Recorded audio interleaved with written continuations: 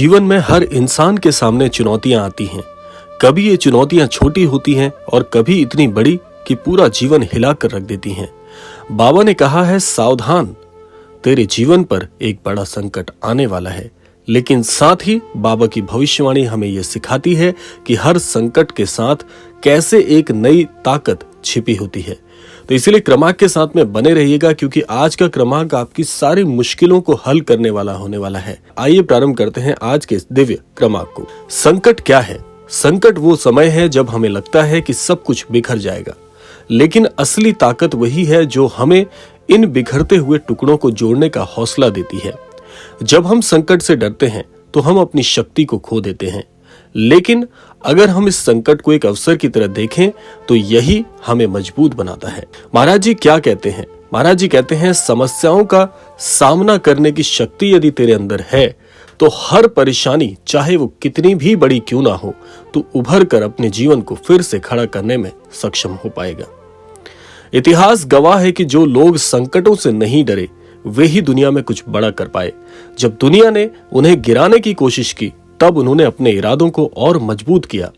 संकट हमें सिखाता है कि हमें अपनी कमजोरियों को ताकत में बदलना है। महाराज जी कहते हैं कि संकट के समय में धैर्य और विश्वास का महत्व यदि तू समझ गया तो समझ लेना कि किसी भी बड़ी परेशानी से बड़ी आसानी से तू निकल कर बाहर आ जाएगा। जब भी जीवन में बड़ा संकट आता है तो हमारा सबसे बड़ा हथियार होता है धैर्य और विश्वास।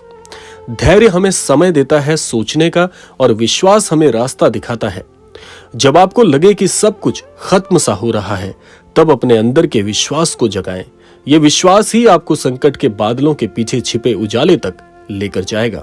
महाराज जी कहते हैं कि संकट के दौरान जब हम सामूहिक प्रयास और एकता का महत्व अपनाते हैं तब हमारा जीवन कुछ और ही बनकर निकलता है। कई बार संकट इतना बड़ा होता है कि हमें अकेले लड़ना मुश्किल लगता है, लेकिन महाराज जी कहते हैं कि याद रख, हम अकेले नहीं हैं। परिवार, दोस्त और समाज, ये सब मिलकर हमें मजबूती देते हैं।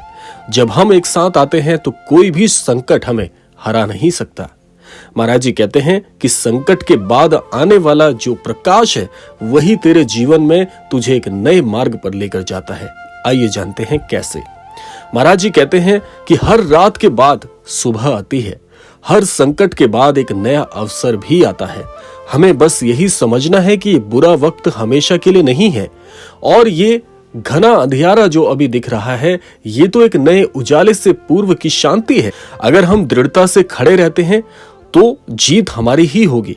याद रखें, बाबा की भविष्यवाणी हमें सावधान रहने के लिए कह रही है, ना कि डरने के लिए।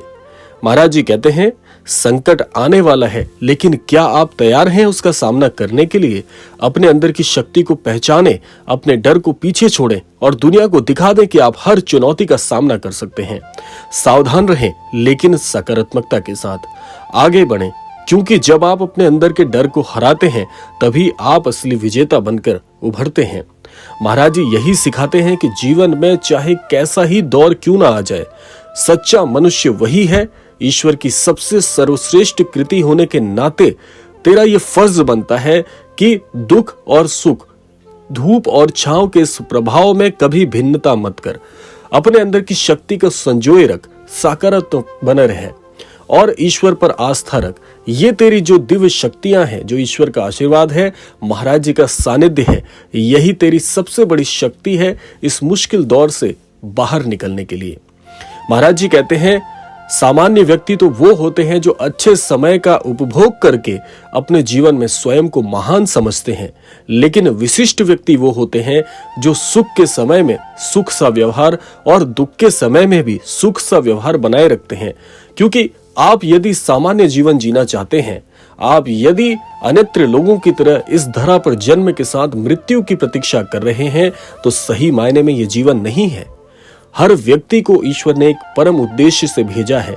जो लोग अपने उस परम उद्देश्य को पहचान लेते हैं वही व्यक्ति जीवन में कुछ बहुत बड़ी विशिष्ट घटना को अंजाम देते हैं। महाराज जी कहते हैं कि यदि तू स्वयं को विशिष्ट श्रेणी में देखना चाहता है तो उसके लिए बार बार परीक्षाएं तो देनी होंगी, क्योंकि क्योंकि त्याग करने वाला व्यक्ति ही उस सर्वश्रेष्ठ मुकाम को प्राप्त करने का अनुभव प्राप्त कर सकता है। इसीलिए ये तुझे तय करना है कि किस प्रकार के जीवन को तू व्यतीत करना चाहता है।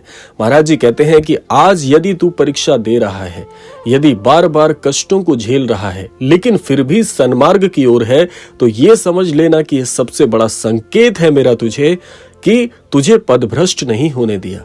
क्योंकि बहुत से लोग कठिन परेशानियों में अपने जीवन के सही भाव को छोड़कर उस परेशानी से पीछा छुड़ाने के लिए सन्मार्ग से कुमार्ग की ओर आ जाते हैं, अर्थात अपने पद से भ्रष्ट हो जाते हैं। लेकिन यदि तू आज भी मेरी शिक्षाओं के अनुरूप अपने जीवन में चल रहा है और जीवन में कष्ट के बाद कष्ट झेल रहा है, लेकिन तुझे मुझ पर विश्वास है कि जब तक महाराज जी हैं तब तक तेरा कोई कुछ नहीं बिगाड़ सकता, तो समझ लेना कि तेरे मन की इस दृढ़ता के साथ, तेरी इस आत्मशक्ति के साथ मेरा आशीर्वाद जुड़ा हुआ है।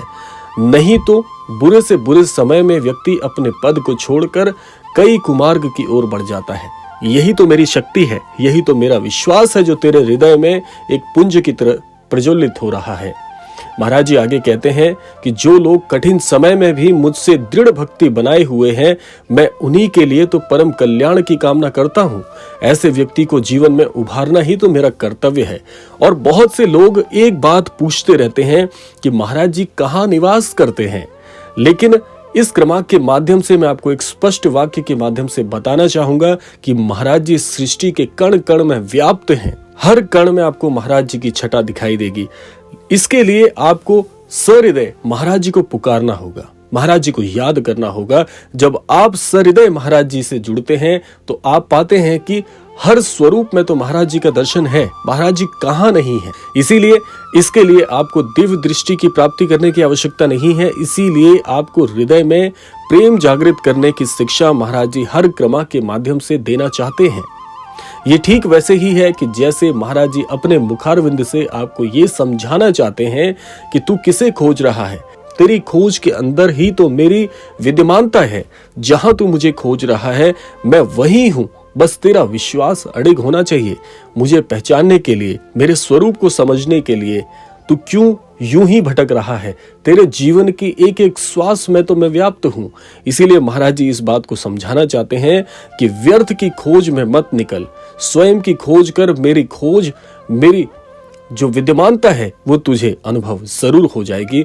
और इससे भी अधिक अगर आप महाराज जी को पहचानना चाहते हैं तो एक बार महाराज जी के धाम में दर्शन करके आइए और उसके बाद देखिएगा आपको इस सृष्टि के कण कण में महाराज जी की विद्यमानता जरूर अनुभव होगी और महाराज जी का आशीर्वाद तो सदैव आप सभी के साथ बना रहेगा।